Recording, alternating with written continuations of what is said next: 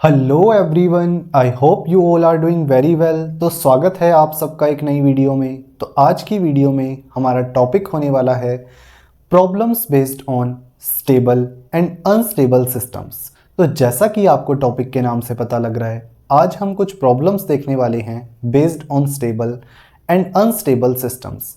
तो video start होने से पहले मैं आपको बता दूं, बोर्ड पे हम जो भी डिस्कस करेंगे उन सब की फ़ोटोज़ आपको डिस्क्रिप्शन बॉक्स में मिल जाएगी। साथ ही आपकी कंप्लीट रिवीजन के लिए हैंड रिटन नोट्स का लिंक भी आपको डिस्क्रिप्शन बॉक्स में अवेलेबल हो जाएगा, जिसमें हमने हर एक लाइन को बहुत अच्छे से एक्सप्लेन किया हुआ है। तो बिना टाइम वेस्ट किए हुए चलते हैं अपनी वीडियो में।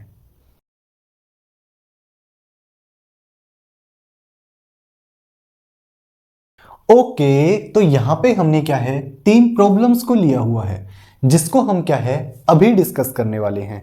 साथ ही यहाँ पे एक होमवर्क प्रॉब्लम भी है जो क्या है आपको खुद से सॉल्व करनी है। तो सबसे पहले हम देखते हैं अपना फर्स्ट क्वेश्चन। ठीक है, यहाँ पे हमें क्या है, एक सिस्टम के लिए सिस्टम रिलेशनशिप दिया हुआ है जो क्या है, आउटपुट वाई टी जो है सिस्टम का वो इक्वल है साइन ऑफ एक्स टी के। ठीक है, और हमें बताना है ये सिस्टम हमारे पास स्टेबल है या फिर अनस्टेबल है।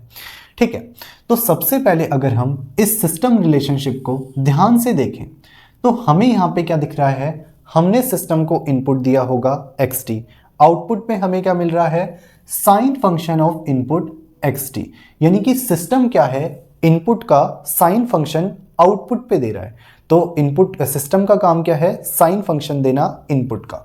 ठीक है, तो अगर हमारे पास इनपुट एक्स टी है, ठीक है, जिसको हमने सिस्टम को दिया, तो वो क्या करेगा, इस इनपुट का साइन फंक्शन हमें आउटपुट वाई टी दे देगा। तो वाई टी क्या हो जाएगा, साइन ऑफ इनपुट यानी कि एक्स टी। ठीक है, तो ये हमने सिस्टम ड्रॉ कर लिया। अब ये सिस्टम स्टेबल कब होगा, अगर यहाँ पे बाउंडेड इनपुट के रिस्पॉन्स में बाउंडेड आउटपुट मिल रहा है।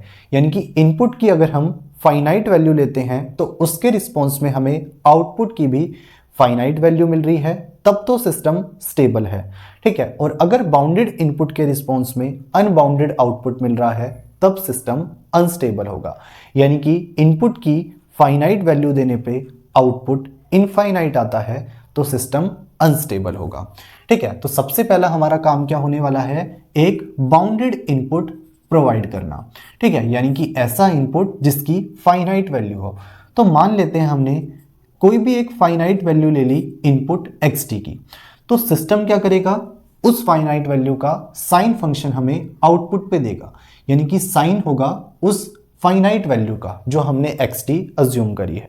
ठीक है, लेकिन हमें क्या पता है, जो साइन फंक्शन होता है उसका एम्पलीट्यूड हमेशा -1 से 1 के बीच में एग्जिस्ट करता है।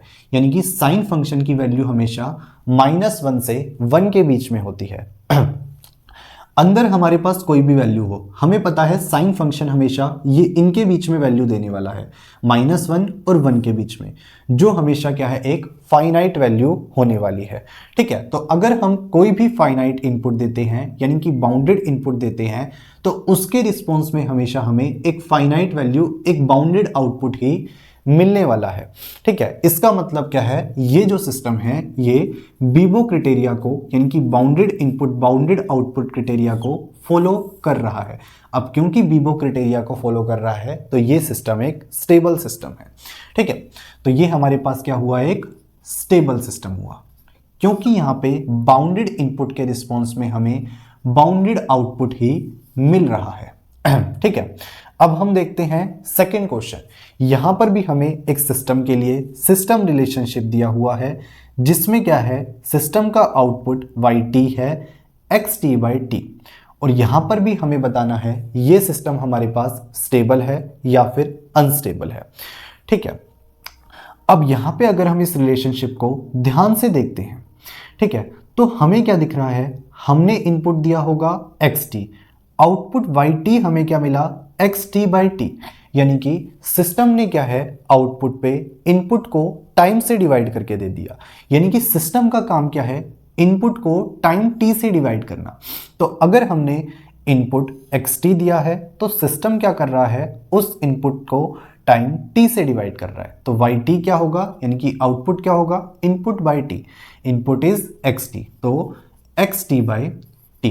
ठीक है, सिस्टम ड्रॉ कर लिया। अब सिस्टम स्टेबल कब होगा, अगर बाउंडेड इनपुट के रिस्पॉन्स में बाउंडेड आउटपुट मिलता है तो सिस्टम स्टेबल, और अगर बाउंडेड इनपुट के रिस्पॉन्स में अनबाउंडेड आउटपुट मिलता है तो सिस्टम अनस्टेबल। ठीक है, तो एक बाउंडेड इनपुट हमें प्रोवाइड करना है। यहां पे मैं ले रहा हूं DC signal of amplitude 6। DC signal हमने लास्ट वीडियो में देखा था एक बाउंडेड सिग्नल है। ठीक है, तो यहां पे हम एक डीसी सिग्नल ले रहे हैं जिसका एम्पलीट्यूड 6 है, जिसकी वैल्यू 6 है। अब इसको हम एज एन इनपुट देते हैं तो आउटपुट क्या होगा, एक्स टी 6 है, 6 बाई टी। ठीक है, टाइम टी की रेंज हमें पता है माइनस इंफिनिटी से प्लस इंफिनिटी होती है।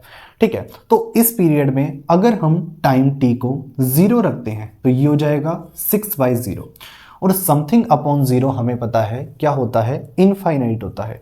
इनफाइनाइट कहने का मतलब क्या है, अनबाउंडेड।